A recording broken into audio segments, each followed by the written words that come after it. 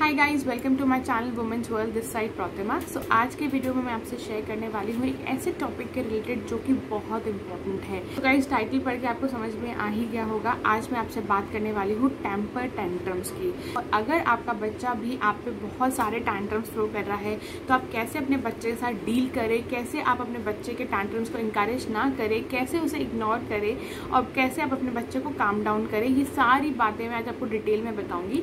तो आपको इस वीडियो को एंड तक जरूर देखना है। और अगर आपको इस तरह का कंटेंट मेरे चैनल पे पसंद है तो प्लीज सब्सक्राइब करें और शेयर करें अपने फ्रेंड्स एंड फैमिली में। और टेंट्रम होता क्या है, सबसे पहले मैं आपको ये बताना चाहती हूँ। Temper tantrum is when a child has an unplanned outburst of emotions and frustration. Temper tantrum is an anger, is a frustration with his or her limitations. ये फिजिकल भी हो सकता है, ये वर्बल भी हो सकता है और ये दोनों ही तरीके के हो सकते हैं। Temper tantrum एक बच्चा तब शो करता है when he or she is unable to express their need, their want through their words. भी आपका बच्चा कोई भी टैंट्रम आप पे थ्रो कर रहा है तो इसका कॉज सिर्फ यही है कि उसे कुछ चाहिए, उसे ऐसी कोई चीज चाहिए जो एज अ पेरेंट हम नहीं समझ पा रहे हैं और बच्चा भी आपसे कम्युनिकेट नहीं कर पा रहा है। सो नाउ मूविंग ऑन कि टेम्पर टैंट्रम का कॉज क्या है। फर्स्टली, टेम्पर टैंट्रम एक वायलेंट आउटबर्स्ट है इमोशंस का, जो कि बच्चे कम्युनिकेट जब नहीं कर पाते अपने पेरेंट्स से, जब वो एक्सप्रेस नहीं कर पाते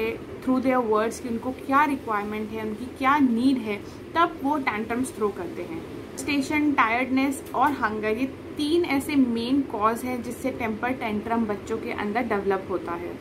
और आप देखेंगे कि बच्चा अपना टैंट्रम थ्रो जब करता है तो या तो वो चीजें उठा के फेंकेगा या तो फ्लोर पे वो रोल होने लग जाएंगे। बच्चे बहुत तेज चिल्लाने लगेंगे, वो बहुत ज्यादा स्क्रीम करने लग जाते हैं और वो अपने पैरों को फ्लोर पे मारने लग जाते हैं, हैंड्स को वॉल पे मारने लग जाते हैं। तो इस तरीके के जब एक्शंस बच्चे करते हैं तो उनके अंदर का जो एग्रेशन है, उनके अंदर का जो फ्रस्ट्रेशन है वो डेवलप हो रहा है और वो टैंट्रम्स हम पे थ्रो करते हैं। ऑल्सो अनदर कॉज जिससे बच्चों के अंदर टेम्पर टैंट्रम डेवलप होता है, जब बच्चा अपने नेगेटिव एनर्जी के साथ कोप अप नहीं कर सकता और बच्चा अपने आप को काम डाउन नहीं कर पाता है। कंसिडरिंग कि क्या कॉज होते हैं टेम्पर टैंट्रम के और टेम्पर टैंट्रम होता क्या है, अब मैं आपसे शेयर करना चाहती हूँ कि टेम्पर टैंट्रम बच्चों के अंदर डेवलप कब होता है, कौन सी एज में बच्चे के अंदर टेम्पर टैंट्रम डेवलप होता है। बच्चों के अंदर देखा जाता है जो टेम्पर टैंट्रम है वो डेवलप होता है by the age of 1 year and ये कंटिन्यू रहता है अप टू एज ऑफ 2 और 3। फिर बच्चों का टैंट्रम जो है वो कम हो जाता है, डिमिनिश हो जाता है, child become more able to communicate with you. I am going to share some idea जिससे आप बच्चे के टैंट्रम्स को काम डाउन कर सकते हैं और जिससे बच्चे के टैंट्रम्स को आप या तो इग्नोर करें या तो आप ध्यान रखें कि वो एनकरेज ना हो। तो मैं आपसे बहुत ही सिंपल से कुछ आइडिया शेयर करना चाहती हूँ। फील कर रहे हैं कि ये टैंट्रम्स मैनेज करना आपके लिए बहुत ही इम्पॉसिबल हो गया है तो ये वीडियो आपके लिए परफेक्ट है। आई एम श्योर मेरे आइडियाज़ आपको कहीं ना कहीं बिल्कुल हेल्प करेंगे, बिकॉज मेरी भी डॉटर मुझ पे आजकल बहुत ज़्यादा टैंट्रम थ्रो कर रही है। सो मैंने सिंपल से तरीके खुद ट्राई करे हैं और वो मेरे केस में वर्क किए हैं तो मैं आपसे जो शेयर कर रही हूँ, आई होप आपके केस में भी वर्क करेंगे और आप भी इस फेज से थोड़ा बहुत अपने आप को ईज डाउन कर पाएंगे। बहुत ज़्यादा स्ट्रेसफुल टाइम होता है, कब हमें बच्चे को यस बोलना है, कब हमें बच्चे को नो बोलना है, कब डांटना है, कब so many things are there. So आपसे मैं बहुत ही सिंपल से आइडिया शेयर कर रही हूँ, आई होप ये आपके केस में भी वर्क करेंगे। Number 1 is give a lot of positive attention. As a parent अगर आप इंगेज्ड हैं अपने वर्क में, आप बिल्कुल भी टाइम नहीं निकाल पाते हैं तो अब आपको एक प्रैक्टिस करना पड़ेगा कि आप अपने शेड्यूल से थोड़ा बहुत टाइम ज़रूर निकालें। Whenever you take a break for yourself, try to dedicate that time to your child, because आपके चाइल्ड को आपका टाइम बहुत रिक्वायर्ड है।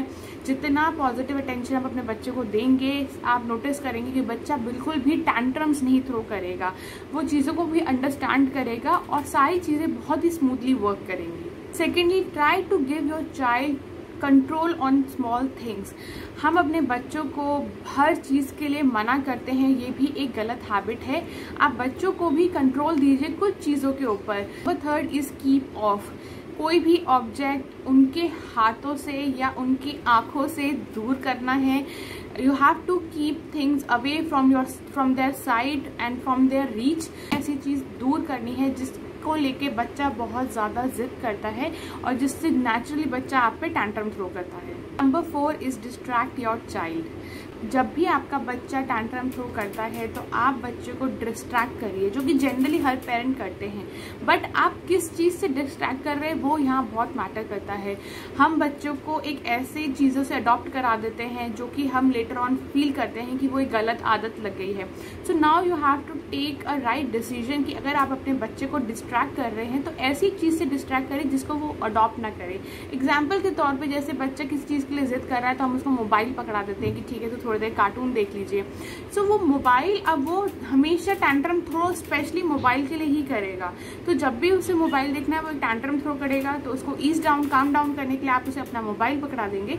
तो मेक श्योर करना है कि बच्चे को जब आप डिस्ट्रैक्ट करें तो ऐसी कोई चीज़ से करें जिससे बच्चे के अंदर कोई भी गलत डिमांड्स ना आने लग जाए।